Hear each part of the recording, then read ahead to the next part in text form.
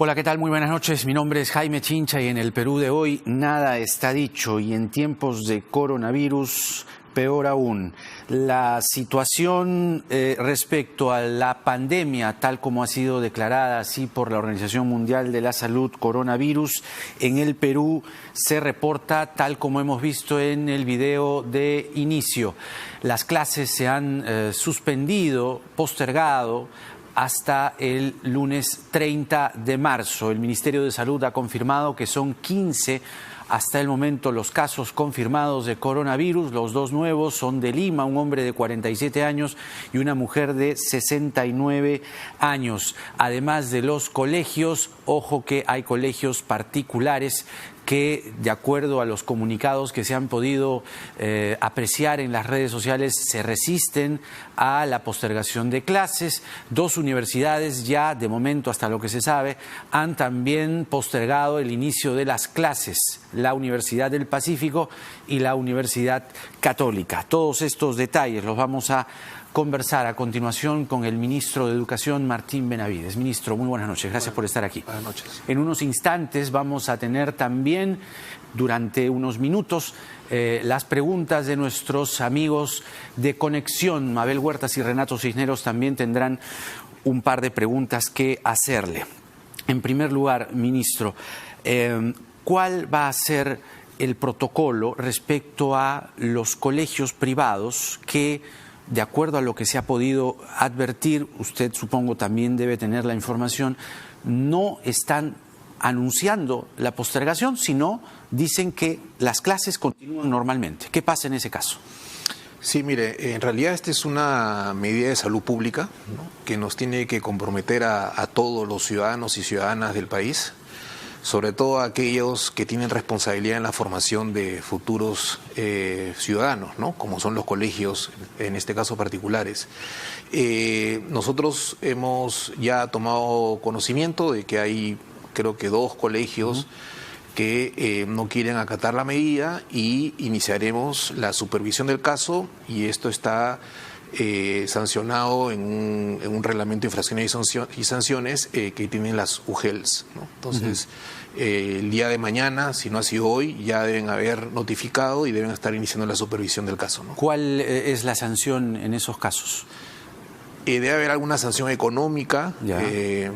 Ese es un proceso que lo dirige las UGELs, ¿no?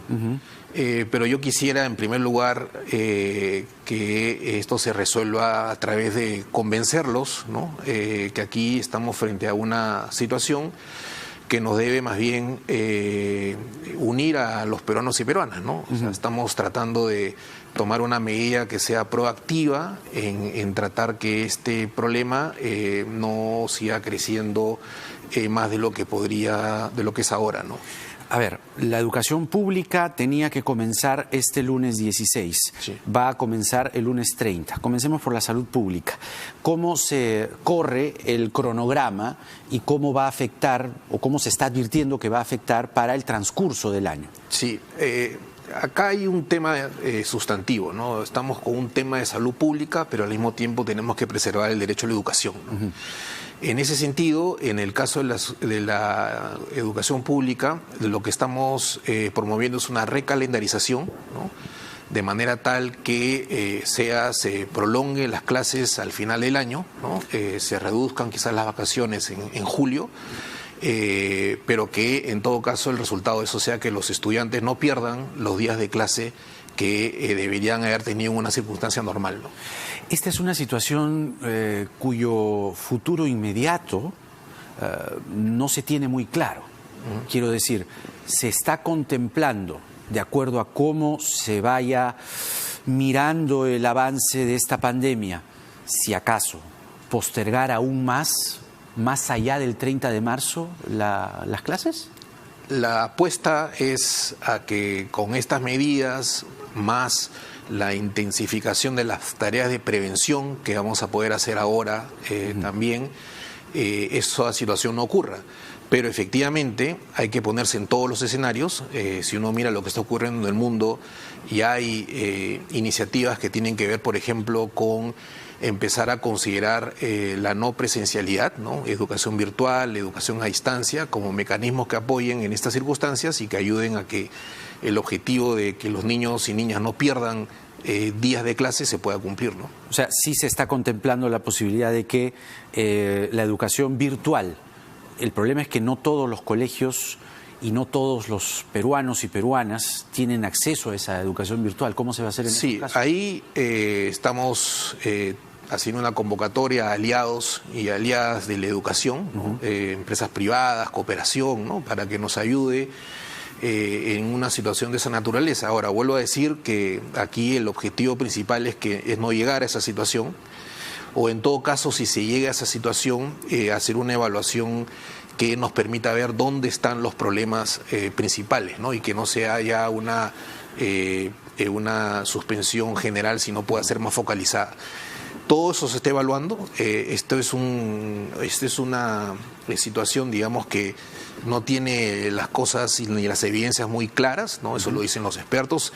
Día a día se aprende sobre su comportamiento y lo que nos toca como funcionarios públicos es estar evaluando cualquier tipo de situación, ¿no? Entonces, en relación a la posible ampliación, tendremos en su momento medidas para eso, ¿no?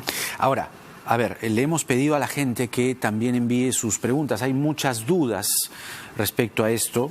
Imagino que estas dudas nos tienen a todos así. Es una situación que no se había vivido. Incluso el propio doctor Elmer Huerta sostiene que esta es una pandemia, la primera en la historia de la humanidad que se vive en tiempo real. Nunca antes una pandemia se había vivido con este vértigo. Primera pregunta que el público hace. Se suspenden las clases, ¿de acuerdo? ¿Qué pasa si ya pagué la pensión de marzo en el caso de los colegios privados? ¿Qué va a pasar? Ahí el mensaje principal es que los colegios privados tienen que diseñar un plan de recuperación. O sea, la idea es que la relación educativa se mantenga de manera distinta, de tal manera que todos los acuerdos que se habían dado entre familias y escuela no se vean perjudicados. Entonces, el objetivo fundamental ahora es que los colegios privados empiecen a diseñar su plan de recuperación para esos 15 días, ¿no? Ajá. Ahora, ¿pero se va a devolver el dinero? ¿O se incluye en este caso? No, si es que la relación educativa se transforma, pero se mantiene de alguna forma, no habría ya necesidad, está, ¿no? digamos, compensado. Eso lo ha dicho Indecopi también, ¿no? Pero el elemento clave acá es el plan de recuperación, ¿no? Claro, virtualmente. Como lo decía el colegio, ¿no? Ya. Ahora, otra pregunta.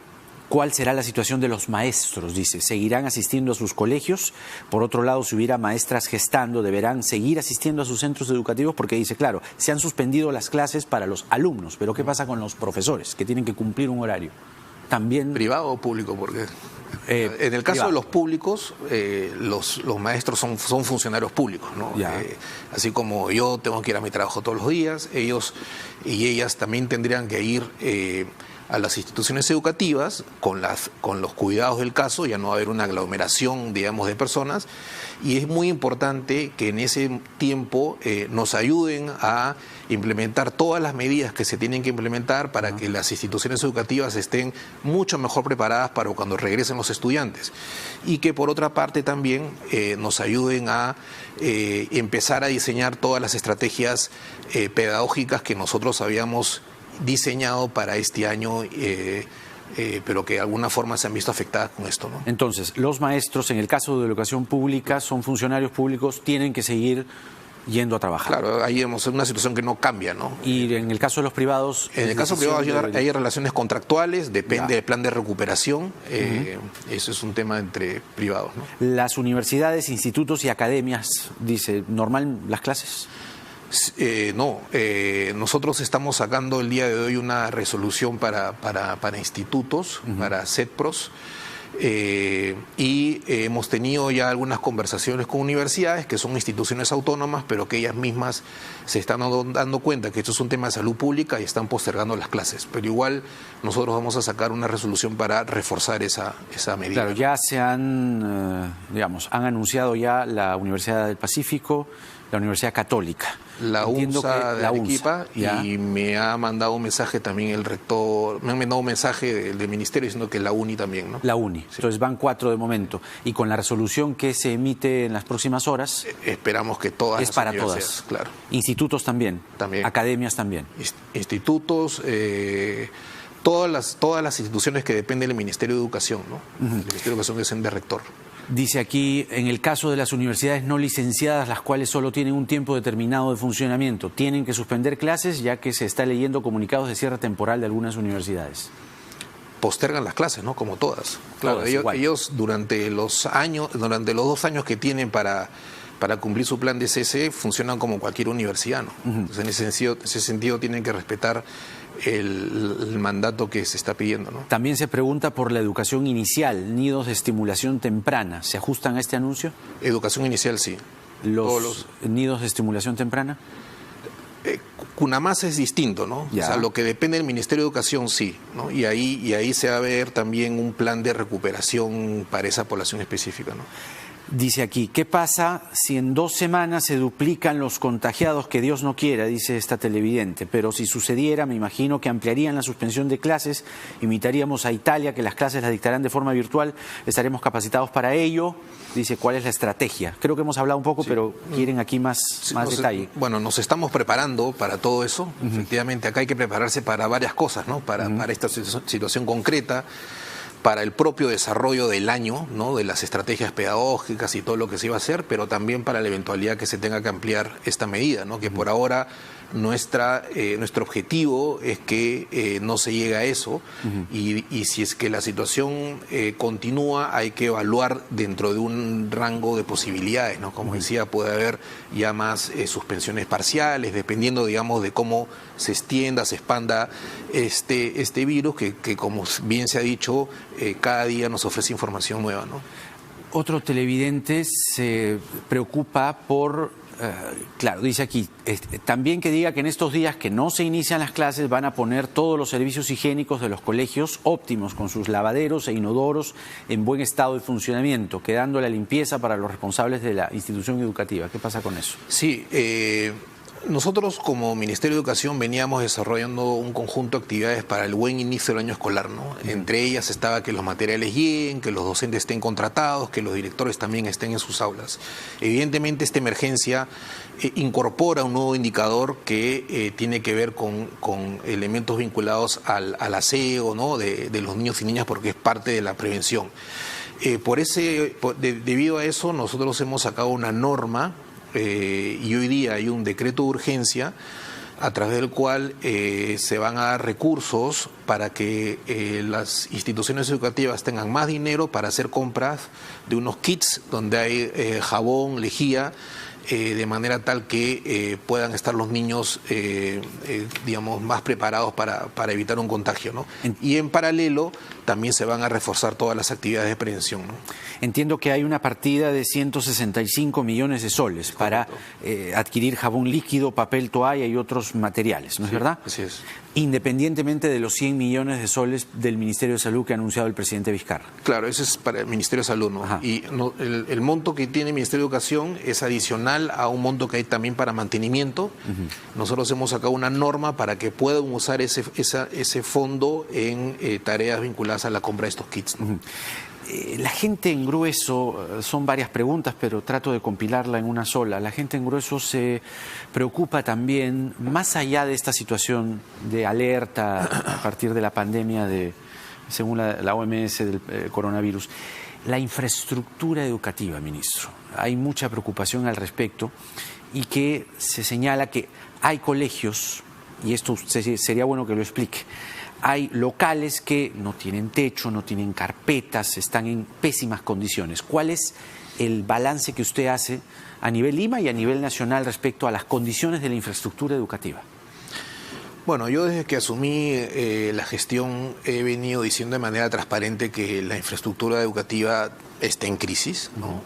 Hay ciertamente muchos problemas ahí, y lo que estamos tratando de diseñar es un plan, una estrategia que nos permita ir cerrando la brecha de infraestructura que hay actualmente en el país, ¿no? Ahora, se ha avanzado en algunas localidades, hay una respuesta lo más rápido que se pueda a situaciones de emergencias, ¿no? A la situación estructural que hay de problemas de infraestructura, que estamos tratando de resolverla con una estrategia. Hay también emergencias, ¿no? O sea, ha habido la emergencia del Huayco en Tacna, en Moquegua, ¿no? Y ahí rápidamente se logró habilitar el colegio Basare, por ejemplo, para el 16 de colegio de Tacna, que fue bien afectado, para iniciar el 16 de marzo, ¿no? Y ahí hubo un trabajo conjunto del ejército que limpió buena parte de la institución educativa, la comunidad de padres y madres, los propios directores, profesores, y bueno, y el PRONIET, que es una oficina del Ministerio de Educación, ¿no? Entonces, estamos tratando también al mismo tiempo de resolver los problemas vinculados a las emergencias climáticas que están todavía ocurriendo, ¿no? Otro televidente pregunta, esta es una pregunta, creo yo, bastante difícil de responder, pero por lo menos sería bueno transmitir alguna cierta tranquilidad. ¿Cuándo se tendrá el 100% de colegios con agua potable, baños limpios y con mantenimiento, jabón y papel? ¿Cuándo se tendrá una adecuada gestión de los desechos? ¿O cuál es el porcentaje que esperan alcanzar al inicio de clases? Nosotros queremos que con este monto de recursos que tenemos, con esta habilitación que nos está permitiendo usar los recursos de mantenimiento para comprar estos materiales, logremos mitigar en buena parte los problemas vinculados a la falta de infraestructura adecuada en algunos colegios, ¿no? La apuesta que tenemos es hacer todo lo posible para que en estas 2 semanas logremos acercarnos a eso. Dependerá mucho del trabajo conjunto de los directores de las instituciones educativas, del gobierno regional. Hay que recordar que el Ministerio de Educación es el ente rector, ¿no? Pero buena parte de la ejecución se da en gobiernos nacionales, los gobiernos nacionales con las UGELs y los UGELs con los directores, ¿no? Entonces tenemos que trabajar todos juntos en tratar de llegar a esa meta, ¿no? En este momento, tal como lo anunciamos, ministro, al inicio del programa, se unen nuestros compañeros Mabel Huertas y Renato Cisneros, que desde el programa Conexión de RPP Radio tienen un par de preguntas que hacerle. Colegas, ¿cómo están? Mabel, Renato, buenas noches con ustedes. El ministro los está escuchando. Buenas noches, Jaime. Muchísimas gracias, ministro. Muy buenas noches. Le habla Mabel Huertas, nuestros oyentes en la plataforma de radio. Tienen muchas dudas en estos momentos, pero hay una muy importante que se refiere a las garantías que van a dar los colegios una vez que muchos de ellos han sido reparados. En la mañana el presidente Martín Vizcarra aseguraba que eso era lo que debía pasar, que se había realizado una transferencia al ministerio, porque sabemos que hay muchos colegios que se encuentran en estado precario. ¿Cuándo se va a cumplir esa meta? Sí, como mencionaba, nosotros estamos tratando de tener todos los instrumentos, todos los procesos muy claros para que podamos en estas 2 semanas que tenemos avanzar lo más que podamos en habilitar, por ejemplo, a las instituciones educativas con los kits necesarios para el lavado de manos, ¿no? Como mencionaba también, este es un esfuerzo que no depende únicamente del Ministerio de Educación, sino también de los gobiernos regionales, de las UGELs. Yo he viajado y he podido mirar el compromiso que ellos tienen. Así que ahora se trata simplemente de trabajar juntos y hacer todo el esfuerzo de que efectivamente se llegue a tiempo para el 30 de marzo, ¿no? Adelante. Sí, ministro Benavides, ¿cómo está? Muy buenas noches. Lo saluda Renato Cisneros. Mi pregunta tiene que ver con la suerte de los maestros, de los profesores. ¿También ellos tienen que acatar la instrucción de no acudir a los colegios? Y porque en algunos países, estoy pensando por ejemplo en lo que está ocurriendo en España, algunos siguen acudiendo a los colegios para realizar labores de coordinación. En el caso de que así sea, de que no tengan que acudir, ¿está garantizado el pago de sus haberes? Sí, en el caso de las instituciones privadas, ahí hay una relación contractual. Ahí lo importante es que la institución educativa tiene que comprometerse con un plan de recuperación de clases donde los docentes van a tener que trabajar para lograr ese objetivo.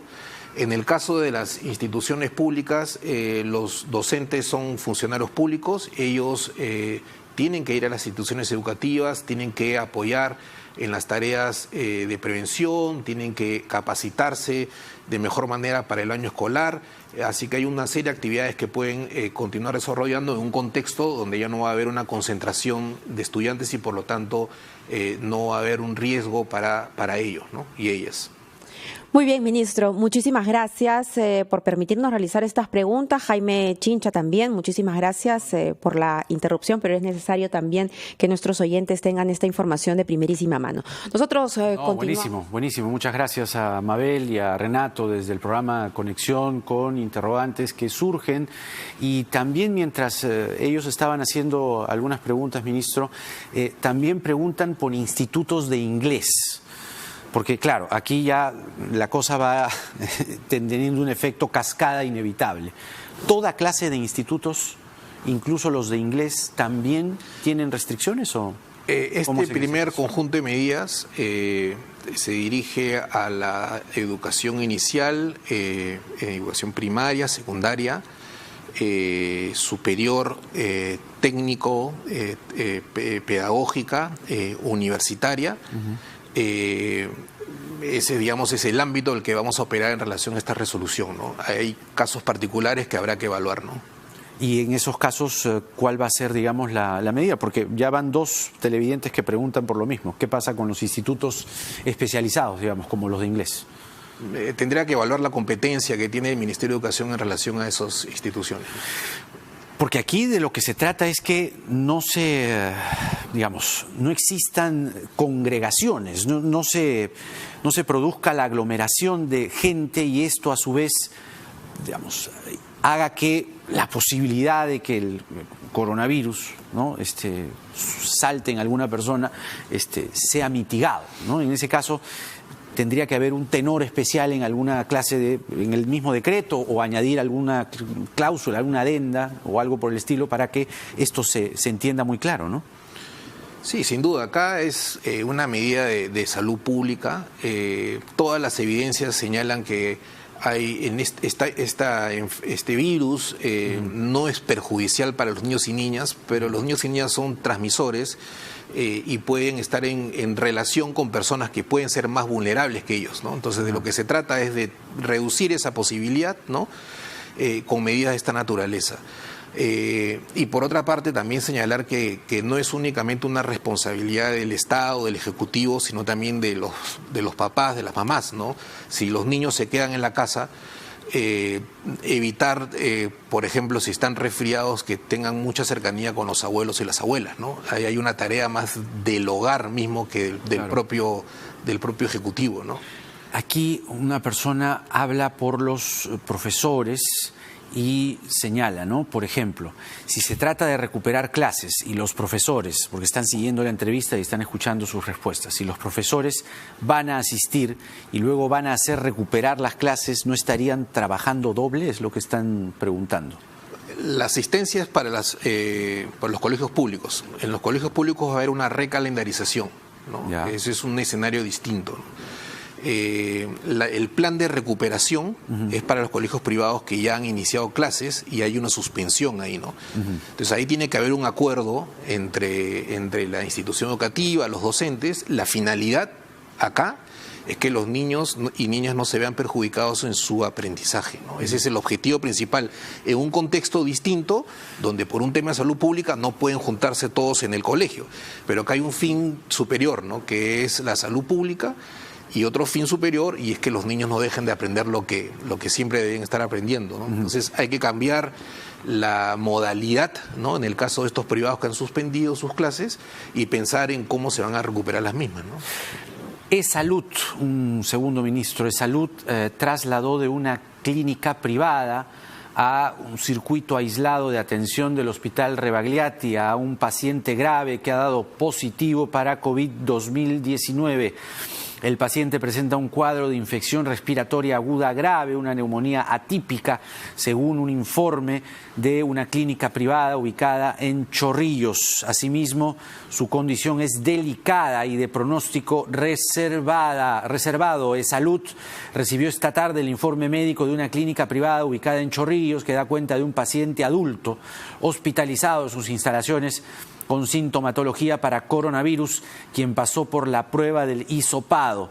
El Ministerio de Salud, a través del Instituto Nacional de Salud, comunicó que el resultado de la prueba arrojó positivo. El equipo multidisciplinario que lo evalúa da cuenta de salud a través de un comunicado. Informó que el paciente se encuentra en estado vulnerable al presentar un cuadro de insuficiencia respiratoria aguda, neumonía típica, y se encuentra delicado por sus antecedentes de salud.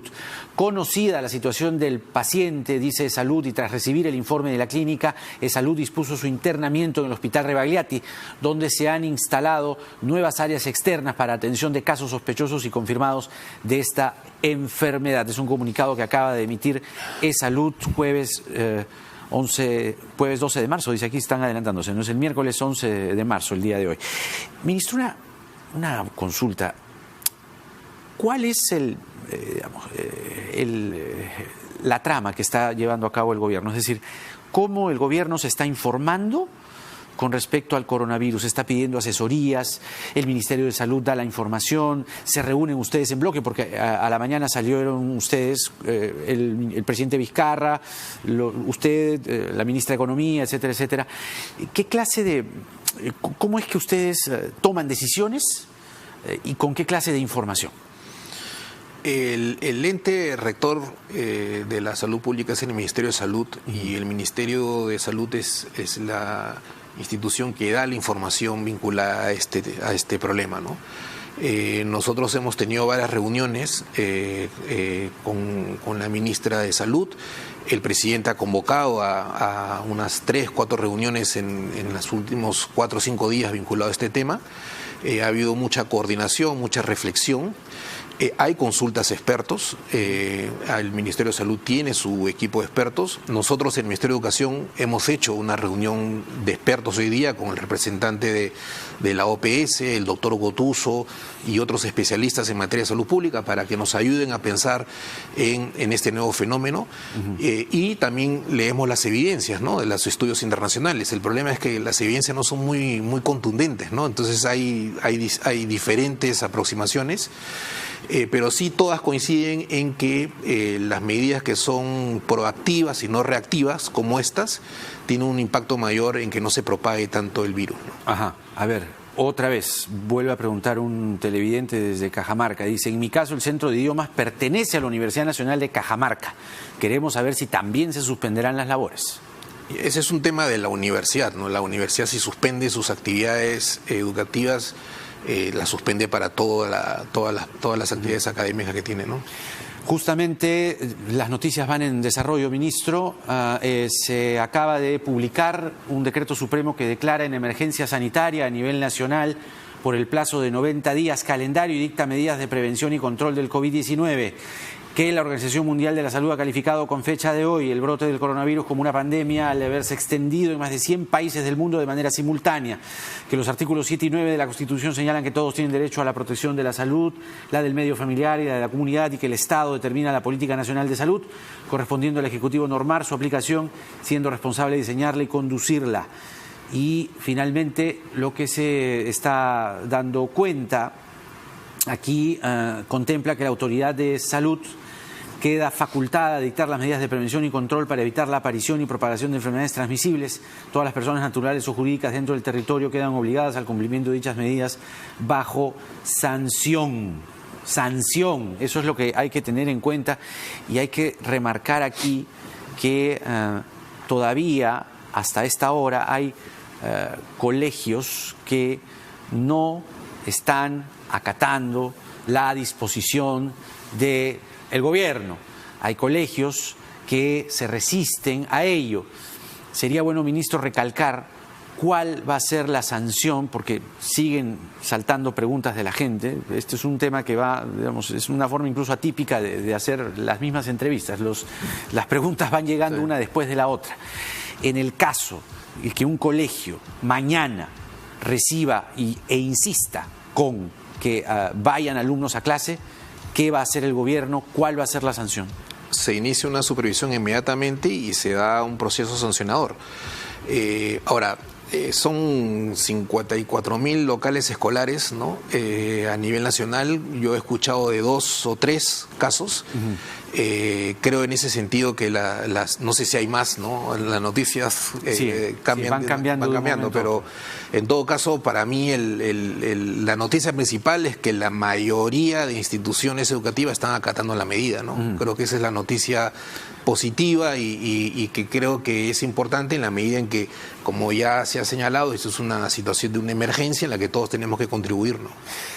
Dice este decreto, y sería bueno aquí dejar claras algunas cosas, que se está declarando una emergencia sanitaria a nivel nacional por 90 días.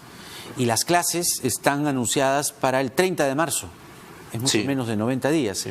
¿Esta declaratoria de emergencia sanitaria eventualmente incluiría a los colegios? La medida de suspensión y de postergación es hasta el 30 de marzo, ¿no? Vamos a evaluar la situación y tomar las medidas que correspondan luego de ese momento, ¿no? Pero es posible entonces que esto, de acuerdo al decreto que acaba de salir, 90 días estamos hablando de muchísimo más tiempo. Claro, en realidad, nuevamente, ¿no? Este es una enfermedad, un virus que hay que seguir de forma muy cercana, ¿no? Hay que construir las evidencias que hay que construir y tomar las decisiones sobre la base de la evidencia. Nosotros, más allá de la decisión que vayamos a tomar, sí estamos trabajando ya con expertos, estamos trabajando con aliados, con nuestros propios equipos, diseñando una estrategia no presencial para atender, para que las clases continúen si es que se da una posible nueva situación, ¿no? No está, digamos, negado de plano que eso ocurra. O sea, no se descarta que pueda haber una nueva postergación. Las evidencias son las que tenemos que seguir, ¿no? Ahorita la apuesta es que con esta medida, que es una medida proactiva, no tengamos que llegar a esa situación. Pero más allá de eso, estamos tomando todas las precauciones, estamos diseñando documentos, estamos diseñando estrategias, estamos conversando con gente para poder tener una respuesta si es que esa situación se presenta, ¿no? Una pregunta más, la del estribo. Dice que que le pregunte si usted garantiza que todos nuestros colegios cuentan con servicios básicos en estado óptimo, agua potable para empezar, y qué medidas se están tomando en las zonas del dengue. Bueno, yo vuelvo a decirlo, yo no he dicho en ningún momento que nuestras instituciones educativas están muy bien preparadas en materia de, por ejemplo, contar con agua potable. Ese es un problema estructural que estamos tratando de mitigarlo con estas soluciones que estamos proponiendo vinculados, por ejemplo, a estos kits, a la posibilidad de comprar agua con cisternas. Y el dengue sí es algo que nosotros hemos venido siguiendo desde su primera aparición. Ahí tenemos mucho trabajo de capacitación, tenemos iniciativas de fumigación. Hay que explicarle a la comunidad educativa la importancia de fumigar, y al mismo tiempo también los kits están habilitados para que en las zonas de dengue tengan escobillas y tengan los materiales para poder frenar también ese problema, que ciertamente también es otro asunto de salud pública, ¿no? Ministro, muchas gracias por las respuestas. Creo que hemos cubierto la mayor cantidad de interrogantes de nuestro público y también las que teníamos nosotros aquí, las que tenían Mabel y Renato. Muchas gracias por haber venido y vamos seguramente a requerir de sus respuestas prontamente. Sí, hasta una oportunidad. Y bueno, hacer una invocación a la calma, a que nos apoyen en esta tarea que es una tarea ciudadana y que nos debe comprometer a todos, ¿no? Martín Benavides, ministro de Educación, con nosotros. Vamos a la pausa y regresamos para conversar con la historiadora Carmen Maqueboy. En tiempos de coronavirus, nada está dicho.